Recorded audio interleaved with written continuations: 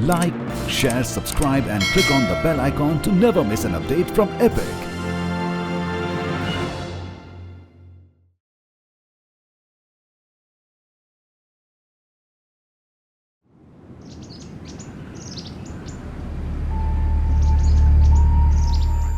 Buried under centuries of silence, some voices still find a way to speak.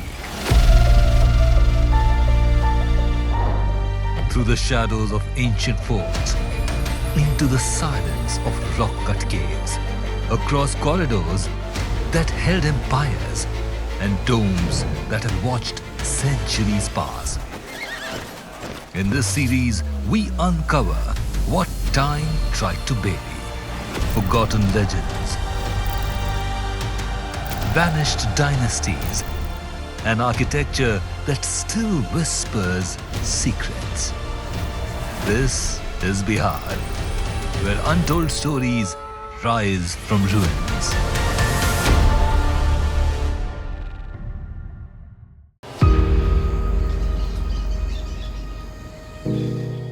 Could Bihar's hills be hiding the earliest art gallery on earth?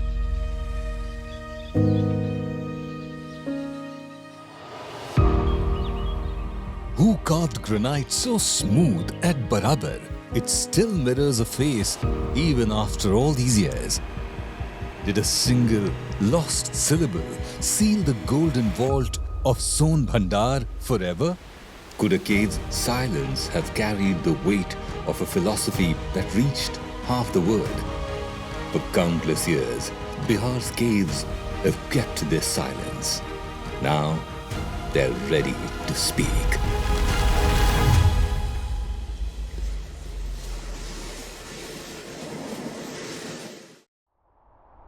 Have you ever wondered if darkness can save you from blinding brightness? The walls of these caves have done just that.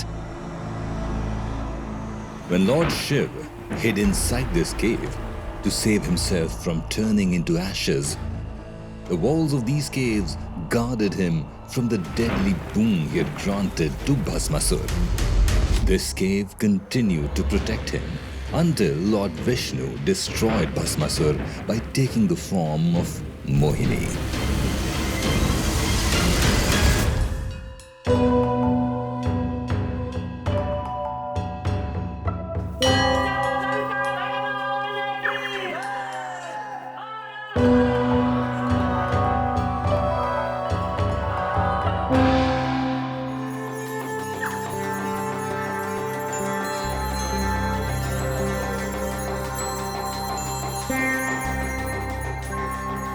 Legends whisper of a time when these very walls provided refuge to Lord Shiva from a deadly boon he himself had granted, until divine intervention arrived. This is Gupta Dhham in district Rohtas, located in a valley of Kaimur hills.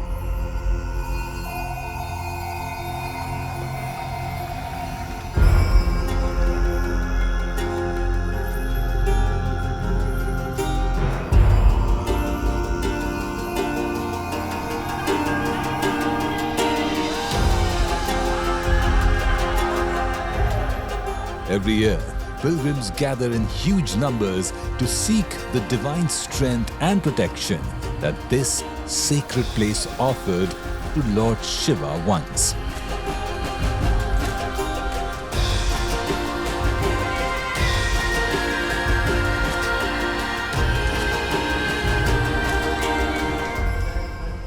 And if you think it's easy to reach and seek this strength, think again. It is a tough one indeed. With steep rock climbs and flowing water streams along the way, it is an extremely challenging trek. It is their unshakable faith in Shiv that helps them conquer each obstacle in the way. Is inside this dark route doesn't stop here. Further ahead, there lies the famous Tulsi Chaura. And another passage takes you to the sacred Gupteshwar Mahadev Shivling.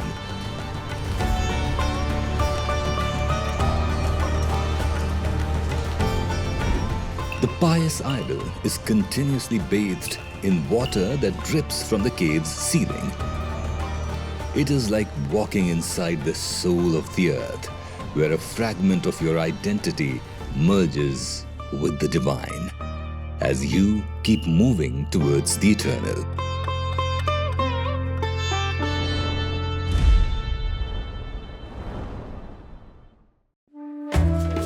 From the depths of the caves of Gupta Dhham, we now emerge into the open caves of Kaimur, where stone walls turn into storytellers of another age.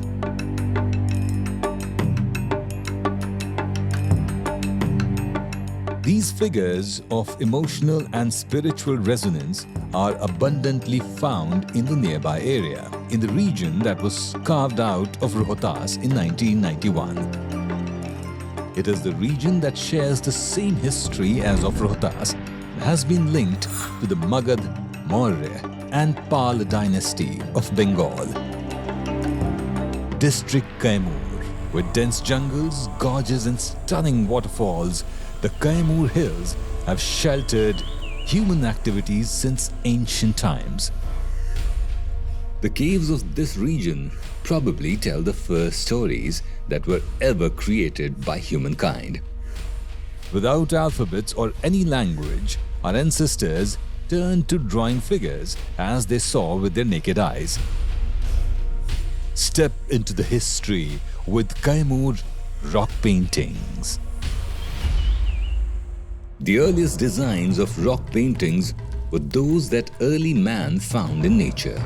The basic geometry derived from animals, trees, and the celestial bodies, the sun, moon, stars.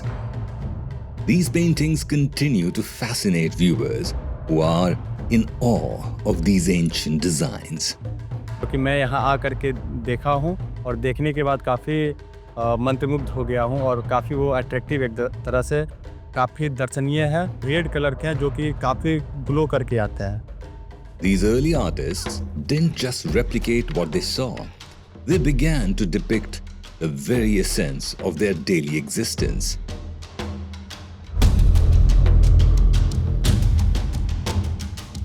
If nature provided early man with caves, humans, through science and creativity, transformed caves into centers of civilization. The man-made caves.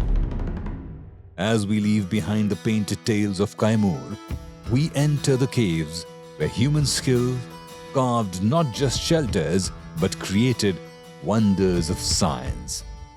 Imagine combing your hair by looking at a rock in front of you. Sounds like magic, doesn't it? But it's not. It's science. A science mastered over 2,300 years ago during the Mauryan era. We are talking about the Barabar caves, the oldest rock-cut caves, located 24 km north of Gaya in district Jehanabad. Barabar caves comprise 7 caverns, 4 on Barabar hills, Lomas Rishi, Sudama, Vishwakarma and Karan Chopar, and 3 on Nagarjuna, Gopi, Vadathika and Vapiyaka. They illuminate the brilliance of ancient India, offering us a glimpse into a world where every reflection tells a tale. Step inside these ancient caves, and time itself seems to dissolve. The very air grows dense, whispering tales of an era where yogis sought enlightenment. Look closely at the inscriptions, at the markings on the wall, and you can almost hear the spiritual echoes.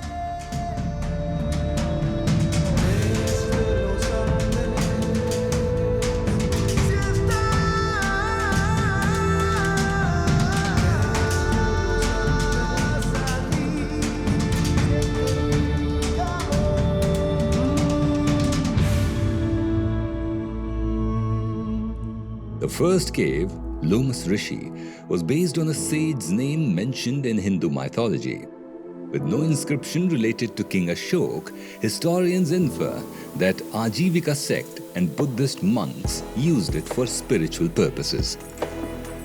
The elaborately decorated door of the cave is called Dwar Toran, the shape of which can be compared to horseshoe or Gajpristha Akara, the shape of an elephant's back. It appears as if the barrel vault seamlessly extends outwards into the arc-shaped portal. The fascinating arc-shaped entrance, called Chaitya Arch, is designed to mimic the wooden architecture used by Buddhists of the time.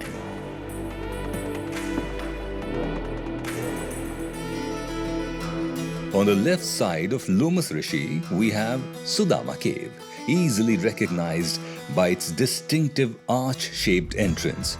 As we move inside, the cave reveals its unique architecture. The first chamber or mandapa leads to a circular, domed inner chamber. Within, the inner walls create an almost mirror-like effect, and you'll find ancient Brahmi inscriptions throughout. Karan Chopper Cave lies on the northern side of the caves. To some researchers, the entrance portal bears a striking resemblance to Egyptian architecture.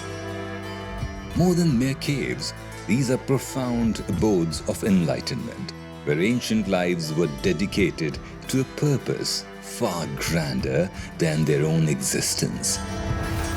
Not far away, another cluster of caves carry forward the same architectural brilliance, echoing the legacy of Barabar. One of the most ancient kingdoms of India, the capital of Magad, the name Rajgir is derived from Rajgir, meaning home of royalty.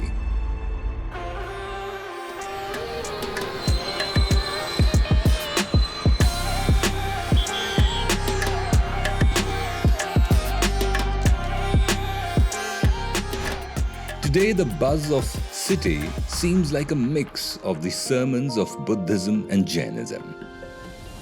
Jarasandh, the powerful king of Magad, had his ancient capital at Rajgir, a city surrounded by hills. Rajgir looks like an impenetrable fortress. At every point of entry, it feels like it's under the watch of an unseen guardian who is keeping a close eye on anyone who dares to step in. But within these very hills lie an even deeper mystery.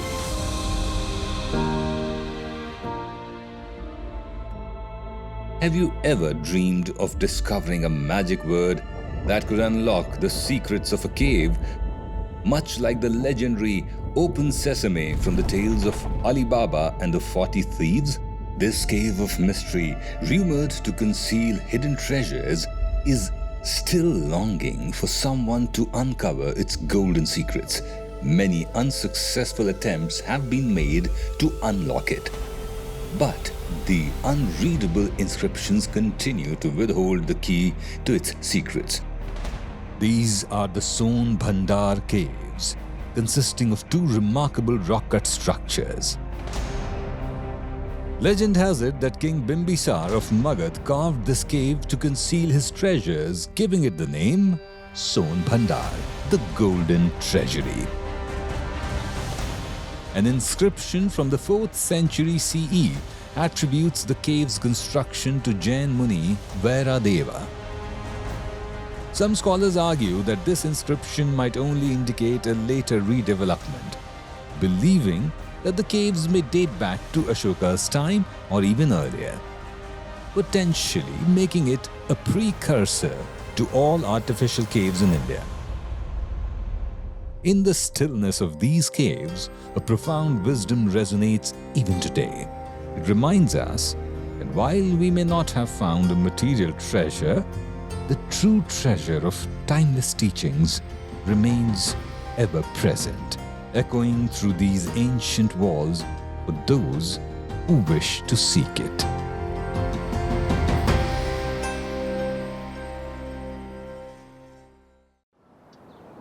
These echoes traveled far, awakening souls and guiding them to inner light. And this wisdom was preserved through the ages. carried forth by the Buddhist teachings themselves. We are at the Saptaparni cave. It was here that the course of Buddhist teachings took a new direction, where monastic codes were composed and the Buddhist foundation was laid for the future generation. The Saptaparni cave, located on Vaibhavgiri hill in Rajgir. In Tibetan books, the Saptaparni cave is called the Cave of the Nyaya Grodh or banyan tree. The name Saptaparni comes from a tree known as Srotparni in Sanskrit.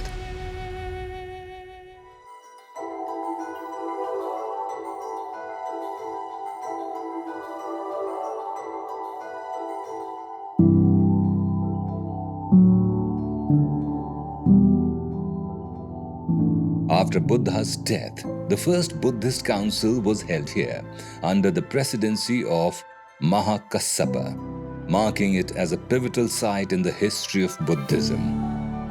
And it was no ordinary council. A huge number of monks gathered, 500 carpets were laid, and the scene was set by 2 thrones, one for the abbot and another for Buddha himself. In this sacred moment, Ananda, Buddha's cousin, and Upali, who had been with the Buddha during his sermons in North India, were given the crucial task of preserving his teachings for the future. And this profound spiritual significance continues to resonate with visitors today.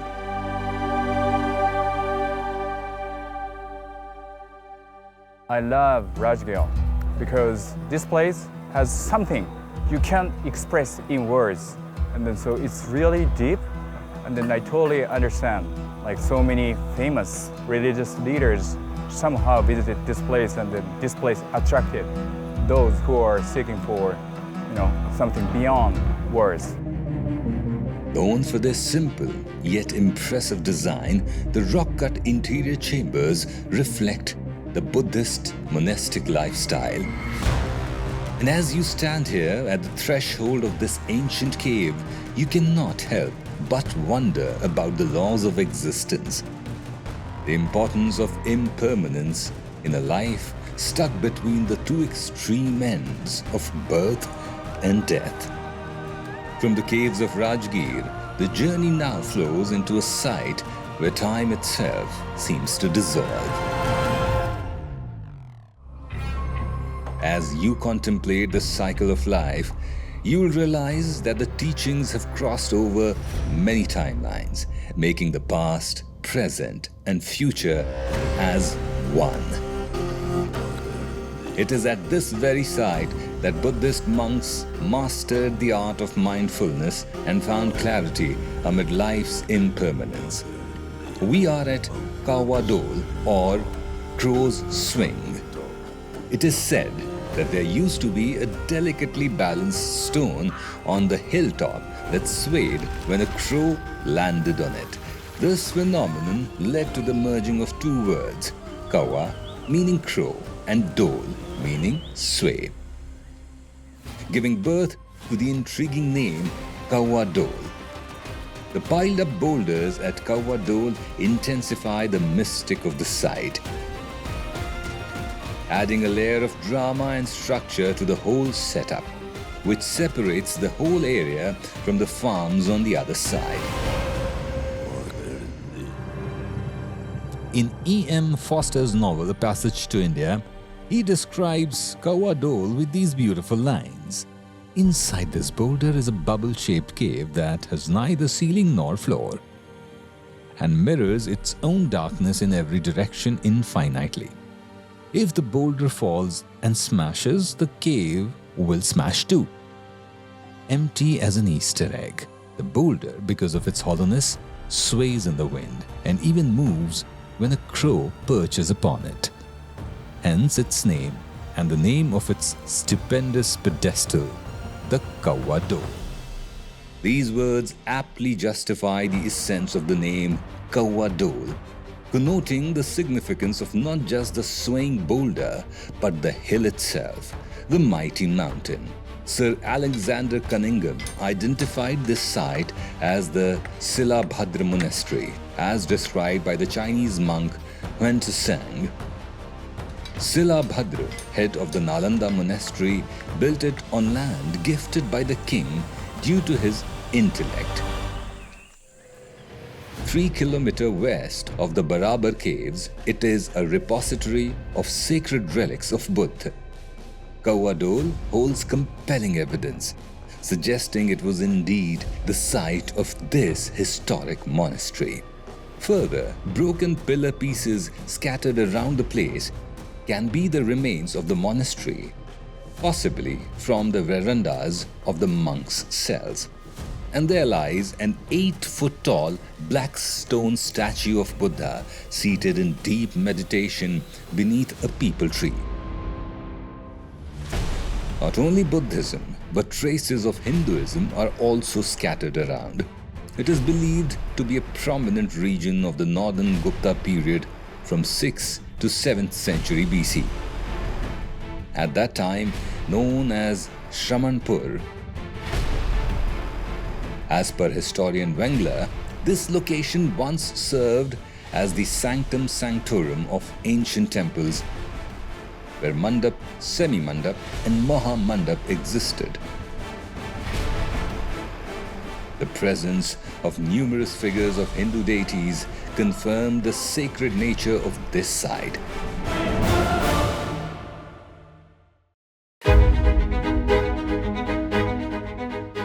Our journey through the caves of hills of Bihar has taken us into the deep pockets of time, where nature's raw power interacted with human ingenuity to shape spiritual sanctuaries, from the profound silence of Gupta Dhham to the intricate rock paintings of Kaimur to the reflective chambers of the Barabar caves, from the spiritual treasures of Rajgir to the timelessness of Kawwa Dol. These caves and hills remind us of the time before nothingness, when even darkness didn't exist. They make us look deeper into our existence, urging us to reflect on the vastness of time and space that goes beyond anything and everything.